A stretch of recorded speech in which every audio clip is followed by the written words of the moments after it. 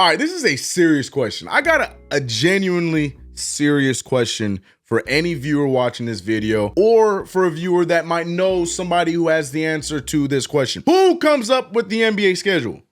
Huh? My entire life, I was under the impression that there was just some guy that does not actually view basketball, never watched a basketball game in his life, lives on top of one of the coldest, craziest mountains in the world, and once a year, an owl like Harry Potter style flies up to him, delivers the message saying simply, it's time, and he just randomly puts up every team against each other for 82 games, sends it back to Adam Silver or whoever the commissioner is, and that's how the schedule was made. That's quite a mouthful. I was convinced that's how the schedule was made every year for my entire life. But now I don't know, because I hate how the Knicks schedule has been constructed this entire year long. Now, I'm not gonna say it's an excuse, no excuses. The fact that we had a back-to-backs makes no sense. And we still got a whole other back-to-back, and the teams that are in these back-to-backs. Yeah, not the greatest second game of a back-to-back. It feels like the Knicks don't typically win the second game of these back-to-backs at all this season. I would like to fact check myself, but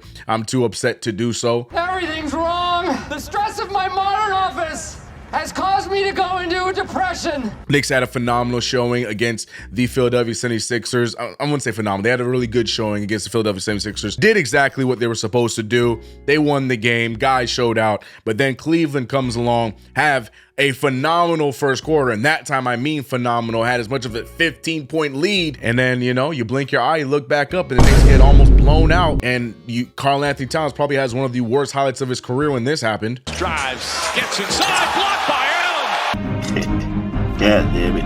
And it's games like that one with the playoffs days away, weeks away. It's games like that one that have a lot of Knicks fans worried about what our outlook is going to be like when the playoffs come around. Now, there are definitely positives to take away from this. Obviously, no Mitchell Robinson. I think Mitchell Robinson definitely changes things up a bit if he's playing. And also, no Jalen Brunson. But speaking of Jalen Brunson, Cap is going to be back. Our own KFTV Captain General CP dropped the news over on postgame following the Philadelphia 76ers game. We're going to talk more about that and when he's going to return. And the biggest news of them all is the great, you know what? A few moments later. The great Carmelo Anthony is a first ballot Hall of Famer. Argue with your mama. Should his jersey be retired in New York, Nick? Should it not? We're going to talk about all those things. I have to wear this. I had to wear it today. Shout out to Melo. I haven't worn this jersey since like what, high school? This is crazy. Run the intro.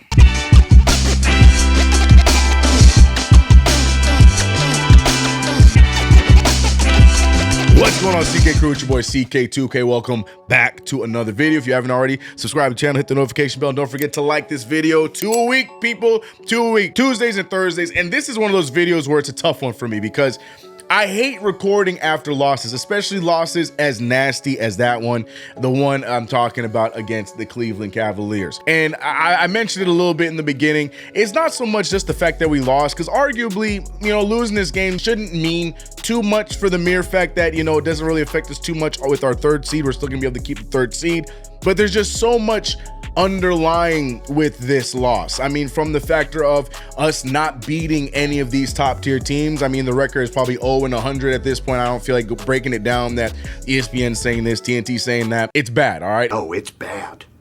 It's real bad. It's like eating a hot circle of garbage. You have not beaten the top tier teams, Thunder, Cavs, Celtics. You can even go down the list and bring some other teams in. Okay, we haven't beat them. I get it. Those things are what make those losses hurt so much more. And on top of that, the Knicks had as much as a 15-point lead, thriving on all cylinders. Hell, the defense just looked fluid. We looked so good for a quarter. Cavaliers weren't even blinking an eye. It was almost like a clip of somebody, you know, when boxers or when people be working out and they be putting their hands behind their back and letting ninjas be punching them in the abs to try and, you know, shape up their abs and strengthen up their core. I felt like we were the ones punching the Cavaliers, just sitting there like, this is disrespectful. He's an excellent player going right. You know, I feel like he got all his points going right. So the thing was to force him left. He's a weaker going into his left hand, but he's still good. And I just caught him them at the right time. I'm not even going to sit here and talk about stats because I don't care about stats. The stats to me in this game, empty as hell. You look at Karl Towns and you be like, yo, CK can't have about 25 and 13. Okay, but when we were in the game and we were trying to maintain a lead, this man also had 3 fouls and 5 turnovers all at the same time with only 7 points. He only started to score down the stretch when we were also giving up 5 or 6 points to his 2 or 3 that was scoring. So I look at Cat's stats, good for him. This can be good for his regular season stat, but I don't care. I don't care. It means nothing to me. Hell, OG Anunoby had 19 points in the first half. What'd he end with? What'd he end with? Mikal Bridges, that's my guy. Mikal Bridges, high president, 8 points. Honestly, the defense that they had on him was they took away his mid-range, took away any of the shots he liked to get to, so he was very timid in putting anything up. But on the other side of things, we need points. I don't need you deferring to Landry Shamet, Mikal. Go out there and shoot the damn ball. I'm not going to sit here and go down player by player, who did this, I don't care. I don't care because when it mattered the most, the New York Knicks fell asleep at the wheel, and this one went from a nice, could have been coast-to-coast win to us getting absolutely thwomped in the second half. I want to talk about the positive moments of the Philly game. I mean, honestly, I had compliments for Tom Thibodeau as well because I really appreciated his rotations in that game, to be completely honest. I thought he did a good job with the injuries and acclimating to DeLon Wright and his great play and stuff like that. But when you have a game like the one we just had against Cleveland, all that stuff goes out the window because we're not going to be seeing Philadelphia in the playoffs. The possibility we could be seeing Cleveland in the playoffs. And if we look like how we've been looking against them all season long, then yeah, we could be packing it up early. I don't want to have this conversation, but like, is this a situation of it's just us? This is just what the Knicks are right now? Or is it that the Knicks were injured and that's why we weren't able to put it all together second quarter and down? I'm honestly going to leave that to you guys because I feel like there's an argument for both sides. In this one strictly, I definitely feel like if we had at least Mitchell Robinson in the lineup, I do believe there's a world where we could have kept this thing going. We could have slowed them down. Our defensive pressure in the first quarter was phenomenal. It was really good.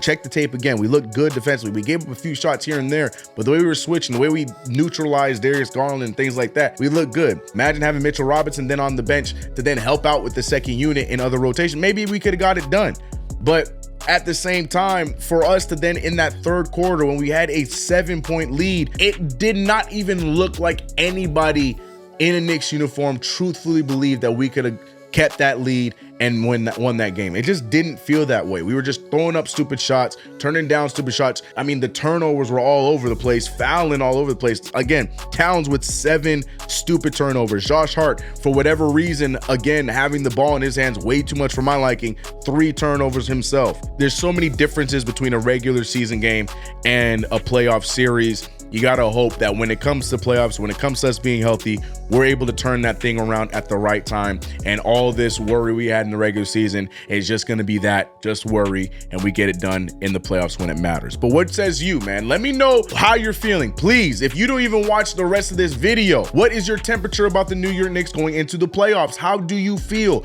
Do you feel confident? Are you not worried? Are you scared to death? Let it be known. I want to know because I would love to put that in possibly my next video to hear the temperature and feel how other Knicks fans are feeling, especially since we have another back-to-back coming this weekend. I definitely want to hear what you guys have to say. But from the doom and gloom, let's go to some more positive news, starting with Jalen Brunson. We heard CP over on Knicks Fan TV after the Philadelphia 76ers game dropping this. So earlier this week, Jalen Brunson had let the people know that he has resumed basketball activity. And he's hopeful to come back before the season is over. Sources are letting CP the franchise and the good people of Knicks Fan TV know that if all goes well, the target date for return is this Sunday at home against the Phoenix Suns. Ooh. This Sunday, if all goes well. Captain's coming back. And then on top of that, Ian Begley and Steph Bondi, everybody around the situation also then started to tweet around the news. I think based on the trajectory and everything that's gone on here, the weekend is a realistic landing spot for Brunson and his return, that Atlanta game, that Phoenix game. I think if everything continues apace with his rehab, that's the place where you're looking for Brunson to be back on the court here sometime this weekend at Atlanta or at home against the Suns. So yes, Jalen Brunson will be most likely returning this weekend in the back-to-back. I'd rather him on the latter end of the back-to-back, obviously not playing back-to-back right away because we got another back-to-back, so you can play then, JB. But we'll see what ends up happening. The fact of the matter is that we're gonna have him back as soon as we're going to have him is great news. I've echoed 1,000 times on this channel and over on the play-by-play on Knicks Fan TV that I'd rather have him back before the playoffs than have him rest the rest of the season and then just try and get rust off in the first round of the playoffs. I like that he's going to be back now because there's things we got to figure out. I mean, let's get uncomfortable. We got to figure out what's going to happen to Mikal Bridges and OG Anunoby when Jalen Brunson comes back. Let's be real. Right now, I mean, outside of the last 2 games from Mikal Bridges, but since the injury, Mikal Bridges and OG Anunoby have turned up their games. Mikal looking like the guy that we traded for in Brooklyn, and OG Anunoby having literally his best offensive run in the entirety of his career. Even in that loss against Cleveland, he was doing everything he could in that first half to get us that win. So then the question is, now that Brunson comes back, he's going to have the majority of touches. He's the #1 scorer. You know, Towns is most likely looking to be that secondary scorer. What happens to OG and Mikal? What happens next? The answer is, well, TBD, because I can sit here and say what I think is going to happen, but Tom Thibodeau is only going to know. What happens next is up to Tom Thibodeau. Jalen Brunson as well. There's a lot on Jalen Brunson as well to figure out how to get his while also putting his guys in position to get theirs rather than just, you know, passing and shooting. Mikal Bridges and OG Anunoby have both shown that they're guys that they need the ball in their hand to create some offense. So you got to figure out ways to get them the rock in their spots to let them go do their thing while also still being Jalen Brunson, the captain that has led this ship since you've signed with the New York Knicks. It's a fine line. Then it also comes down to Tom Thibodeau and putting these guys in rotations where they get their time to shine, like playing OG and Mikal or one or the other with the second unit and stuff like that. It's going to be a fine line to figure out how to get all these guys to play their very best versions of themselves in the playoffs. Because if the Knicks have any opportunity, any chance at being that team that real Knicks fans know that they can be, it's going to take these guys all playing at the top of their levels. Not just one game, this guy's like, no, all these guys need to be at the top of their levels in one way or another for this team to go anywhere. Josh Hart is going to do what Josh Hart does. Mitchell Robinson is going to do what Mitchell Robinson does. These guys that know their roles as role players, they're going to do their spots. We need the main guys to figure it all out, to be able to get theirs while helping others get theirs, and for us to have any chance at really truthfully doing damage as a top 3 seed. It's not about what we got to do. It's about if it's going to get done. Again, I'm looking at you in the comment section below. What do you honestly think happens when JB comes back? Does Mikal go back to his up and down ways before the injury? Does OG Anunoby, his game fall off a cliff? Carl Anthony, like, what are your thoughts when JB comes back? All I know is we need him back. Hate him or love him, this team ain't going nowhere without Jalen Brunson running the helm. We need JB back, and it's great news to know that he'll be most likely back this weekend. And last but not least, I got the jersey on, one of the 3 that I own, including a Denver Nuggets jersey. Carmelo Anthony, to the question of nobody, is a first ballot Hall of Famer. Carmelo Anthony has been notified. He has been elected into the Basketball Hall of Fame, the Naismith Basketball Hall of Fame class of 2025.